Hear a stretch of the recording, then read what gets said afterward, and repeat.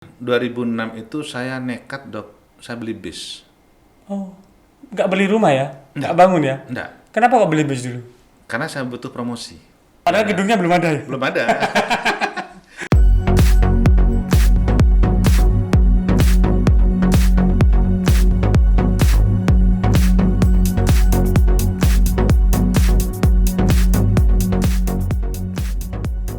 Oke, bismillahirrahmanirrahim. Assalamualaikum warahmatullahi wabarakatuh. Waalaikumsalam warahmatullahi wabarakatuh.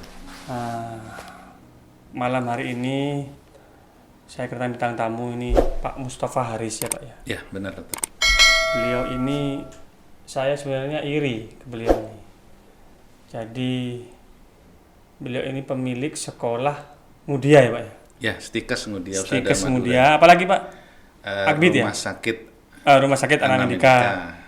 Terus Akbidnya enggak ya? Akbidnya sekarang udah merger menjadi satu. Dengan Jadi stikesnya. dengan Stikesnya. Oke. Ada 9 prodi dokter di situ. Senang Rodi. Jadi ini kenapa saya mengundang Pak Haris ini? Jadi ketertarikan saya begini, karena yang namanya dokter atau perawat itu biasanya setelah selesai itu praktek. Jadi kenapa Pak Haris ini kok membuat institusi pendidikan? Nah itu akan saya gali. Jadi dinamika kehidupan Pak Haris ini. Langsung Pak Haris. Ya, Jadi jenengan lulus SPK tahun tahun 87. 87 ya? 87 dokter. Usia berapa waktu itu berarti? Berapa ya? 18 ya. 18 tahun ya? Ya. 87, 18 tahun. Iya. Praktek dulu atau apa Saya waktu itu? lulus SPK itu sebenarnya sama pihak sekolah diminta untuk membantu menjadi asisten guru. Dosen lah ya? Ya guru atau lah masih ya? guru, masih guru oke. SPK. Terus? Tapi saya ingin mengembangkan ilmu dulu sehingga tahun 87 itu saya bekerja di Puskesmas Belega. 87 di Puskesmas Belega. Betul, Mas Belega. Sama Pak Yoyo berarti duluan siapa? Hampir bersamaan. Bersama. Waktu Pak Yoyo ada di Pustu Kikir, saya di Pustu Lomair. Gitu. Oke. Ya. Di Puskesmas Belega. Setelah itu? Belega. Nah, tahun 88 akhir itu saya punya SK pegawai negeri. Oh, oke. Ya, pegawai Terus? negeri dan alhamdulillah dalam 1 bulan tuh saya punya SK 2 dokter. Pegawai negeri? Pegawai negeri dengan NIP yang berbeda. Nggak saya main ambil itu? Yang satunya sebagai guru, satunya sebagai perawat puskesmas. Oke. Jadi atas dasar istikharah saya memilih yang di pendidikan, di guru. Di guru? Iya. Oh, oke. Jadi 88 saya masuk ke pendidikan dan 89 saya mendapatkan tugas belajar ke D3 keperawatan. 89. Jarang ya waktu itu D3 Pak ya? Yang ada hanya di Sutopo Surabaya. Sutomo. Sutopo. Sutopo. Untuk keguruan itu Sutopo sama Ujung Pandang sama Jakarta, hanya 3 institusi di Indonesia dulu. Sampai lakukan di situ, masuk? Iya, masuk di Oh, Surabaya. oke. Sutopo Oh. Surabaya. Jadi dasarnya istiharoh ya? Istikharah. Nggak milih, karena pilihannya waktu itu ke akademis atau ke praktisi kan gitu? Ya, kalau melihat hasil finansial mungkin saya cenderung di praktisi. Praktisi ya? Tapi ada sosok seorang kapus yang memberikan masukan ke saya, Dr. Sunardi. Hah? Beliau yang berkontribusi memberikan saya mengambil keputusan tepat untuk tidak dipraktek, tapi malah saya lari ke dunia pendidikan. Oke. Jadi D3 lulus tahun berapa Pak berarti jadi guru itu? Nah, dari D3-nya saya lulus tahun 92.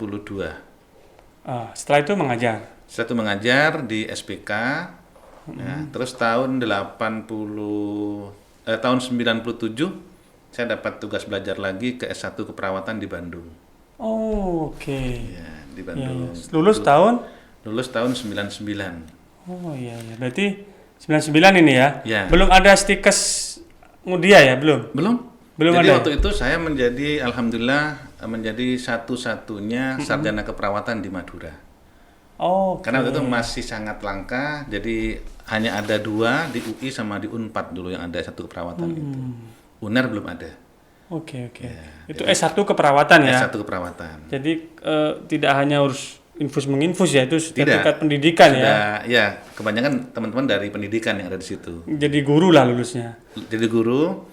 Nah, waktu itu kebetulan sekolah kami yang SPK itu rencana konversi ke D3 keperawatan.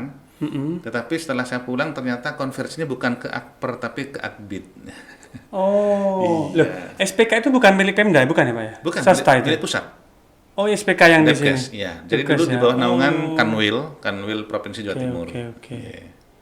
Nah, jenengan pulang jadi akbid itu. Jadi Akbid. Lah jenengan berarti setelah itu kemana? Setelah lulus S1 keperawatan? Tetap di Bangkalan di Akbid, tapi bukan menjadi perawat, jadi Pak Bidin. Jadi bidan yang Jadi perawat yang cowok tadi ya. gitu. Aneh ya Pak ya? Ya. Ngajar bidan tapi laki-laki. Laki-laki. Ngajar tapi situ Pak ya? Ngajar, Ngajar, tapi ya. hanya mengambil materi-materi yang sesuai dengan keilmuan Keilmuan. keperawatan. Iya. Kok bisa Pak ada rencana, aduh aku harus buat stikes nih, apa yang paling kuat? Karena nggak mudah loh Pak buat sisi pendidikan. Apa dasarnya sampean? Pertama begini, ternyata sesuatu yang menurut kita itu tidak baik, Mm-mm. ternyata tersimpan rahasia Allah yang sangat baik. Jadi begitu saya ada di Akbid, ya, dan saya merasa kok ini bukan habitat saya, sehingga semua Waktu itu mungkin awalnya sampean kecewa ya. Kecewa. Kenapa saya kok jadi kecewa oke. iya, apalagi ada aturan-aturan baru bahwa yang ngajar harus bidan, semua harus bidan. Oke. Jadi saya berada di luar Padahal sistem sampean S1 keperawatan ya. satu-satunya gitu. Ya, oke. Nah, Sehingga, terus. akhirnya saya banyak berkiprah di luar. Saya pernah membantu Akper Nasatul Tulab Sampang, Oke. mengembangkan di sana. Terus pernah juga membantu di Akper Pamekasan, dan terakhir itu saya membantu di Stikes Insan Unggul Di yang ada di IKIP dulu kampusnya, dokter. Oh, itu sudah ada stikes ya? Ada Stikes Insan Unggul. Oh, bukan sampean yang pertama bukan ya? bukan Oke, saya oke. pemiliknya. Oke, Gitu. oke. Saya berpikir ini saya hanya menjalankan punya orang ya. Apa sih sulitnya kalau kita bikin sendiri gitu. Tapi saya tidak bayangkan karena saya tidak punya modal. Nah, itu terus Saya tidak gimana? punya modal karena saya hanya sebagai seorang PNS, saya punya usaha kecil-kecilan, punya usaha toko kecil, punya wartel, tapi kan tidak mencukupi untuk sebuah usaha. Nggak praktek juga ya? Tidak praktek juga. Awal Oke. praktek dulu awalnya. Hmm. Nah, pada tahun 2000 itu sebenarnya saya waktu itu mendapatkan tugas belajar ke Australia, dokter. Oh, ya. Tapi karena waktu itu anak saya yang pertama itu berat, bahkan sampai ada ungkapan, ya kalau ayah mau berangkat, kalau nggak bilang tiap hari, nggak apa nanti Encang di sini sakit terus meninggal gitu kan. Akhirnya saya menjadi ragu-ragu untuk berangkat, ceritanya begitu. Nah, di tengah keraguan itu saya harus ngadep ke Jakarta untuk menggagalkan itu. Nah, di Jakarta itulah lagi-lagi Allah tuh punya rahasia yang tidak kita duga-duga. Saya ketemu dengan seorang asli orang Bangkalan, namanya tuh Pak Hayat. Ternyata dia masih kakek saya, yang sudah puluhan tahun tidak ketemu. Oh, ketemu di mana itu Pak Jamal? Di Depkes, di Oh, dia pejabat di sana. pejabat di sana. Oke. Nah, baru ketemu dia sampai ngerangkul saya. Akhirnya, yaudah kalau kamu tidak jadi ke Australia, gimana kalau kamu kasih tugas khusus? Saya jawab, apa Bapak tugasnya? Mau nggak kamu naik haji? Itu tahun 2000, Dok. Petugas haji gitu maksudnya, bukan? Iya. Oh, oke. Akhirnya tahun 2000 itu saya petugas haji. Hmm. Nah, disitulah saya berawal. Saya ketua kloter 1 orang Pamekasan, seorang kiai, dan saya sering diajak. Kebetulan dia punya saudara di Mekah juga. Saya diajak ke sebuah rumah. Saya ketok, ternyata masuk pintu itu pakai kode khusus ketokannya karena takut ketahuan kalau askar atau apa gitu kan. Nah, setelah masuk saya disitulah saya merasa ada pukulan berat bagi saya. Karena di situ ternyata penampungan. Penampungan TKI ya? TKI dan TKW Ilegal ya? Ilegal yang ngumpul di situ, dokter. Mohon maaf, laki perempuan itu kayak ya, dan tidak ada apa ya, tidak ada aturan-aturan yang mengikat di situ. Ya, dalam hati saya menangis. Ya Allah, warga Madura ini kok seperti ini. Nah, disitulah muncul saya waktu di Baitullah itu punya keinginan seandainya orang Madura yang berangkat ke luar itu tidak sebagai TKW dalam arti pembantu rumah tangga, tapi menjadi orang yang berangkat ke sana itu mempunyai keterampilan, kayak misalnya tenaga kesehatan, atau perawat atau bidan. Itu yang mengawali saya, Dok. Mengawali niat saya. Jadi, dan nyawa itu tuh saya sampaikan di Baitullah waktu di Multazam itu. Nah, ternyata juga lagi-lagi Allah itu mewujudkan dengan saya diperkenalkan dengan seorang yang namanya tuh Bapak As'ad Pitoyo, orang Semarang beliau itu. Saking baiknya ke saya, terus Mas Haris, kalau niat sampean begitu kenapa sih enggak coba sekalian bikin di Bangkalan. Pak, Oke. gimana saya bisa punya uang gitu kan? Cuman PNS ya sampean ya? PNS, Oke. PNS. Ya punya usaha tambak tapi hanya tambak bandeng sama udang yang kecil aja, enggak nututi. Nggak bisa ya bangun? Enggak bisa. Nggak bisa. Akhirnya beliau berkenan membantu, dibantu Oke. SDM-nya.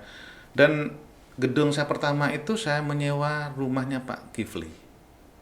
Pak Kipil ya? Nah, Oke. yang di depan kampus itu.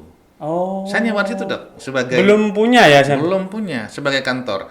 Dan di sampingnya itu ada tanah kosong.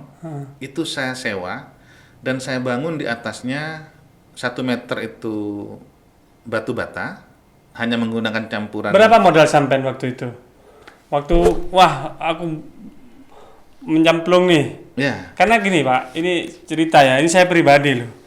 Punya uang tapi nggak berani untuk membuat ya apalah, entah rumah sakit, entah ya uang, wah kurang nanti ini uang nih. Itu gimana Pak? Waktu itu awal sampean kan nggak mudah ya Pak ya? ya. Nggak mudah, anak masih kecil-kecil, sampean tabungan misalnya ada 10 juta, dah tak buatkan untuk ini. Itu gimana yang melatar belakangi sampean kok? Ya itu karena niat kami adalah untuk membantu masyarakat Madura waktu itu supaya mereka masuk ke pekerjaan itu tidak hanya berbekal nekat, Nekat. tapi ada bekal kompetensi. Kompetensi, Nah, ya. sehingga waktu itu saya punya usaha, diajak teman saya namanya Pak Rahmat Awi itu menjadi distributornya Alkes. Oke. Nah, di situ kalau kita mau bekerja dengan baik itu per bulan saya bisa dapat 30 sampai 40 juta dari hasil itu. Waktu itu ya Pak, besar sekali. Ya, karena saya mencoba buka peluang waktu itu, ada aturan Permenkes yang baru bahwa tiap tempat praktek bidan Pratu harus menyediakan alat-alat seperti ini, ada tabung oksigen, tabung apa. Oke. Kebetulan kan saya juga ngajar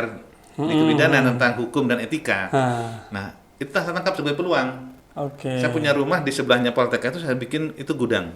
Saya jual oksigen, jual apa. Nah, iya, dari situlah. Dan saya juga Tapi kan nggak mudah Pak, udah ada uang nih. Kenapa saya nggak jualan ini aja udah enak nih? Itu Ya. gimana? ya karena pertama termotivasi waktu saya di Mekah itu, yang kedua ada dorongan dan support dari teman yang dari Semarang itu. Nah, ini yang kami kombinasikan sehingga saya menyewa ke Pak Kipil itu tanah kosong. Oke. Jadi saya bangun 1 meter itu tembok yang campuran semen, bukan semen, kapur sama pasir kuning itu, atasnya triplek Oh iya iya. dan atapnya seng. Jadi secara logika untuk bersaing Nggak bisa ya. nggak bisa. Sudah ada Ihsan Unggul ya waktu itu? Ada, Sudah ada. insan unggul. Nggak mungkin Murid bersaing. pertama berapa orang itu? Murid ajaran pertama itu saya titipkan di Semarang tuh 22 orang. Oh, jadi tetap di Semarang ya? 22 orang, tapi setelah semester 2, setelah izin kita keluar, kita pindah. Jadi tinggal 20 orang, Dokter. Di Ungaran ya, bukan ya? Di Ungaran, iya. Tahu saya itu. Ya, jadi tinggal 20 orang. Nah, itulah mahasiswa kami pertama.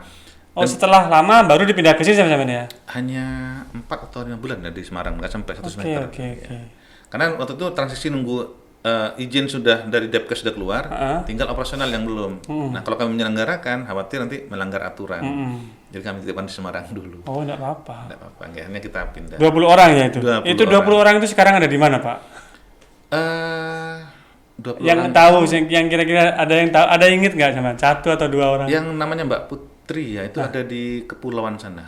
Ada di Sepudi kalau nggak salah itu.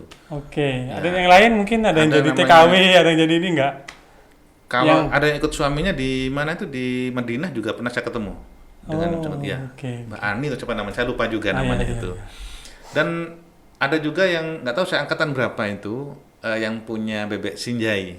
Oh, itu juga. Mbak Nadifa itu alumni dia juga. Kalau nggak pertama, kedua mungkin angkatannya. Jadi waktu itu sampean tahun berapa berarti mulai itu? Tahun 2005. 2005 ya? 2005. Itu sudah punya mahasiswa 20 dikirim 20, ke Semarang. Setelah 6 bulan di sini ya Pak ya? Iya. Itu yang ngajar siapa Pak awalnya? Jadi jenengan sendiri atau merangkap pemilik yayasan merangkap? Saya ngajar hanya sedikit sekali, Dok. Kebetulan kita dibantu dari Semarang itu, kalau Oh, nggak salah, dosennya juga ke sini? ada 3 orang dosen. Oh. Kalau nggak salah ada Mbak Luffy, ada Mbak Primi namanya itu, sama Mbak Retno. Ada 3 orang yang diminta, Mbak Ari 4 orang. Lah kan sama harus gaji dong itu. Iya, Honor. harus Itu kan menggaji. dari mana itu? Ya dari mahasiswa yang ada, yang lain-lain dari kita dulu, keluarin dulu. Oh, oke. Yang modal awal gitu. Mulai Pak, 2005 udah jalan nih. Mulai wah animu naik itu sampai kira-kira tahun berapa itu? Wah ini udah mulai jalan nih. Nah, Tahun 2005 itu berdiri, 2006 itu saya nekat saya beli bis. Oh, nggak beli rumah ya? Nggak bangun ya? Enggak, Kenapa kok beli bis dulu? karena saya butuh promosi. Oh, Jadi bis itu saya pakai sampai ke Sumeneb, ada labelnya Mudia Usada Madura, Akademi padahal Kebidanan. gedungnya belum ada ya? Belum ada. Gedungnya ada, cuman Iya, yang kecil tadi kan? Iya, Iya, oke. Nah, jadi saya mencoba seperti itu. Jadi ada orang mulai bertanya, bahkan banyak yang meremehkan juga sampai ketok. Lah, kampusnya triplek, atapnya seng, mau maju dari mana gitu kan? Oke. Sempat nangis dalam hati, ya Allah. Karena niat saya hanya satu, saya tidak mencari keuntungan di situ. Dan kami punya komitmen sampai 5 tahun pertama dengan keluarga saya katakan jangan sampai ada ngambil sepeser pun dari mahasiswa itu.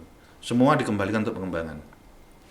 Jadi saya hanya hidup dari gaji saya yang dari pegawai negeri. Tidak mengambil sedikit pun apa yang hasil kami dapatkan dari kampus itu. Oke. Jadi Pak beli bis ya dulu Pak ya? Ya, beli bis tahun 2000. Terus gimana tuh Pak? Orang gedungnya nggak punya kok udah punya bis?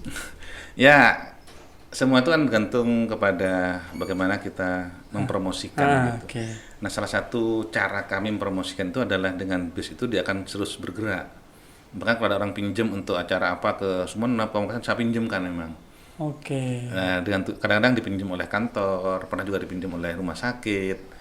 Saya berikan tuh dipinjam dengan alasan bis itu berjalan kita promosi gratis itu prinsipnya. Dan alhamdulillah tahun 2007-nya itu sudah kita sampai nolak-nolak mahasiswa. 2007? 2007. Berarti cuma 3 tahun? 3 tahun. Okay. Oke, satu angkatan berarti berapa Pak maksimal itu? Maksimal itu kalau aturan dari Depkes itu kan awalnya kita karena akreditasnya baru C, kita dikasih jatah 50 orang. Sekarang akreditasinya apa Pak? Sudah B. Sudah B ya? Ya. Dan tahun sekian itu, tahun 2008 itu kita sampai menghadap ke Kadinkas Provinsi untuk menambah kuota menjadi 100 karena banyaknya. Sekarang berarti sudah ada beberapa prodi Pak berarti? Sekarang ada 9 prodi. 9 prodi ya? Ya. Yang paling banyak peminatnya Pak? Masih ada dipegang oleh 2 profesi prodi, yaitu perawat dan bidan. Bidan masih banyak ya? Masih banyak, tapi yang di 4 sama profesi. Oke. Sudah nih Pak, sudah jalan lah sekarang alhamdulillah ya. Sekarang tantangannya nih Pak, untuk yang sekolah ya Pak Haris ya. Jadi untuk yang sekolah perawat bidan ini kan banyak banget sekarang Pak. Saya di rumah sakit, di RSUD itu hampir tiap hari menerima lamaran. Betul. Jadi gimana dong itu Pak menyikapi itu gitu loh? Ya. Menyikapi itu sebenarnya kami sudah seringkali memberikan arahan kepada calon pendaftar untuk memilih opsi-opsi yang di luar prodi yang 2 itu. Oke. Nah, kami mendirikan prodi analis medis, prodi fisioterapi, dan prodi rekam medik. Bahkan nih yang terakhir ini yang keluar adalah prodi farmasi sama prodi administrasi kesehatan. Tapi tantangan kami justru adalah dari masyarakat sendiri. Gimana? Yang tetap tidak mau digeser, kalau nggak perawat ya bidan. Oke. Padahal itu sudah banyak loh Sudah Pak. banyak Dok. Makanya kami sementara untuk puskesmas kan rekam medik sangat tinggi kebutuhannya. Fisioterapi ini cukup banyak, tapi mindset masyarakat masih tetap kalau nggak perawat karena alatnya praktek. Gitu. Iya betul. Karena kalau fisioterapi katanya gini Pak, itu tukang pijet. Nah itu yang belum kami mencoba menghilangkan mindset itu yang masih agak susah dokter ya. Nggak tahu. Padahal tidak seperti itu kan. Tidak seperti itu. Padahal itu salah satu yang banyak dibutuhkan. Banyak. Sebelum pasien pulang itu harus di fisioterapi dulu. Betul. Bagaimana latihan gerakannya, mobilisasinya. Bagaimana sih Pak merubah mindset masyarakat itu? Jurusan itu kalau nggak perawat bidan. Iya. Gimana tantangannya itu? Kami sudah mencoba edukasi, baik edukasi langsung maupun lewat media sosial, maupun lewat pamflet-pamflet yang mengarahkan mereka itu untuk mengisi. Dan bahkan kalau ada pendaftar itu, kita buat opsi pilihan 1, pilihan 2. Dan waktu pengumuman kita arahkan ke pilihan yang kedua, meskipun pilihan 1 itu masih memungkinkan. Tapi begitu pilihan kedua diberikan, Nggak mau masuk. malah orang tua yang datang. Kadang bawa rekom. Rekom. Iya, dari siapa begitu mau pindah. Nah itu kendala dokter. Padahal Saya melihat memang jumlah perawat sudah cukup banyak. Nah, akhirnya opsi yang kedua kita pakai dengan banyak memberikan materi-materi entrepreneur kepada mahasiswa, dan bahkan itu menjadi kuliah wajib. Bukan kurikulum tambahan, tapi kuliah wajib. Itu inovasinya sampean ya. Inovasi, sehingga nanti mereka itu tidak hanya berpikir praktek dan praktek, tapi apa yang mereka lakukan di luar praktek itu, sehingga mereka bisa tampil ke permukaan dengan kemampuan yang berbeda. Dan saya sendiri dengan cara kami seringkali memberikan contoh saya sendiri bagaimana kita berinovasi dari seorang perawat bisa menjadi seorang entrepreneur. Itu yang kami lakukan. Betul, sebetulnya kalau melihat kisahnya sampean ini kan juga banyak peluang ya. Karena saya mungkin di tempat jenengan ya, di Anamedika, di RSUD saya juga itu pelamar-pelamar dari bidan dan perawat ini luar biasa. Kemudian gini Pak, yang melatar belakangi jenengan untuk buat rumah sakit. Rumah sakit itu di era JKN, di era COVID apalagi ya, itu bisnis rugi Pak. Kenapa kok berani bikin rumah sakit? Ya. Pertama, berkaitan dengan statement sebelumnya dokter, adalah lulusan yang banyak. Sehingga saya tidak ingin menjadi pencetak, menjadi produsen. Tapi tidak bisa menampung produk. Sehingga saya dengan bantuan beberapa teman tetap punya itikat baik bagaimana kita bisa menampung produk dari alumni kami. Sehingga kalau di Anamedika itu belum ada satupun tenaga perawat bidan atau analis yang baru ini yang berasal dari luar kampus kami. Oh, jadi produk sampean semua itu ya? Iya. Jadi yang pelamar-pelamar yang masuk Anamedika, kalau nggak lulusan Anamedika nggak boleh masuk. Kecuali dokter petik punya keterampilan khusus yang tidak dimiliki di tempat kami. Ya, siap. Jadi itu bagian dari tidak lanjut yang tadi ya Pak ya? Betul, tidak lanjut tadi untuk mengurangi membeludaknya lulusan yang tidak bekerja itu kita buat lapangan pekerjaan. Karena begini Pak, untuk segi bisnis, ini kita bicara bisnis ya. Rumah sakit itu sekarang itu bukan bisnis yang menarik. Kecuali ada unsur sosial kita, ada unsur lain ya, unsur sosial politik atau mungkin unsur kemanusiaan yang ada yang cukup tinggi, jadi sulit. Lah, bagaimana Pak mengelola Anamedika ini dengan kondisi sekarang ini bagaimana? Ya, saya tuh hanya berpedoman pada apa yang disampaikan oleh guru saya, dokter. Saya punya seorang guru yang selalu mengajarkan kepada saya bahwa salah satu tugas kita di sini adalah wa ma khalaqtul jinna wal insa illa liya'budun. Jadi katanya Allah, tidak aku ciptakan jin dan manusia untuk ibadah. Nah, kalau semua dunia kan untuk ibadah. Dalam bahasa modern disebut dengan grand why kita. Grand why kita atau tujuan besar kita adalah insya Allah saya yakin pasti Allah berikan jalan keluar. Ya. Jadi niat ini yang mendasari kami kenapa meskipun kami menghitung itu rugi, tapi kami tidak merasa rugi. Karena contoh begini, saya pernah membeli alat, dan alat itu begitu dipakai seorang pasien itu jarang makainya, tapi harganya miliaran. Saya tanya sama yang jual, Pak Haris, tidak rugi tapi alat ini? Saya jawab, secara uang saya rugi, tapi secara kemanfaatan tidak. Saya bilang gitu. Kenapa kok tidak? Begitu alat ini dengan harga yang mahal, tapi satu nyawa aja terselamatkan, itu sama nilainya saya membeli nyawanya orang. Luar biasa. Jadi hal itu yang mendasari kami, saya membeli alat di OK, di mana lagi-lagi bukan untuk ada unsur bisnis. Kami hanya berprinsip bahwa setiap langkah kita, tangan kita bergerak kalau untuk ibadah, meskipun saya tidak menangani langsung seorang pasien, tapi kalau sana kita siapkan, insya Allah suatu ketika kami meninggal, itu akan ada tamu-tamu yang mengantarkan amal untuk kami. Luar biasa. Ini saya merinding ya dengar Pak Haris ini, karena tidak mudah memang. Dan saya tahu sendiri Pak, ini yang diceritakan Pak Haris ini memang faktanya memang seperti itu.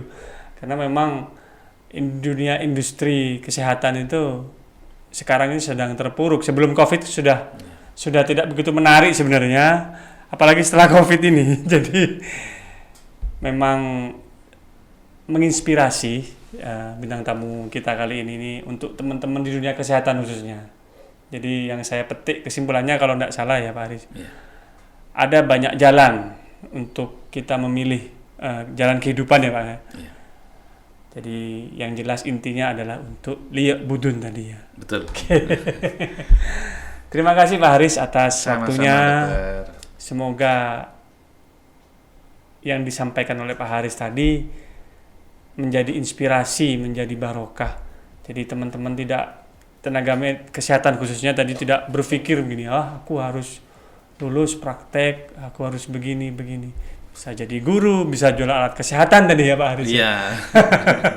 Bisa membuat sebuah institusi pendidikan, mana yang kita ada passion di situ dan Betul. kemana takdir Allah membawa ya Pak Haris. Siap. Saya kira itu, terima kasih atas waktunya Pak Haris. Semoga menjadi amal dan barokah untuk kita semua. Amin. Wabillahi taufiq wal hidayah. Wassalamualaikum warahmatullahi wabarakatuh. Waalaikumsalam warahmatullahi wabarakatuh.